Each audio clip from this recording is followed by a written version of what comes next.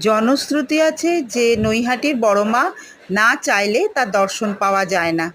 তো আজ হয়তো আমাদের সেই সৌভাগ্য হয়েছে মাকে দর্শন করার। তাই আমরা কয়েকজন বন্ধু মিলে নৈহাটি বড় মার উদ্দেশ্যে দর্শন করার উদ্দেশ্যে বেরিয়ে পড়লাম। গিয়ে আমরা পুজোর ডালি কিনলাম। ডালি কিনে তারপরে আমরা পুজো দেওয়ার লাইনে দাঁড়ালাম।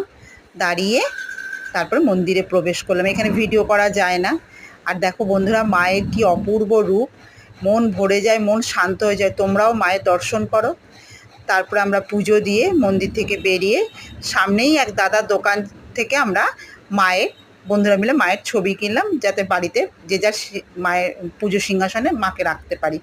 দিয়ে তারপরে খিদেও পেয়ে গেছিলো, একটু চা খেলাম, কচুরি খেলাম। খেয়ে মনটা খারাপ হয়ে গেল। এবার যে ফেরার পালা, তবুও মনে আশা নিয়ে যে মা আবার আসবো তোমার কাছে, এই আশা নিয়ে ফিরে গেলাম। জয় বড় মার জয় জয়।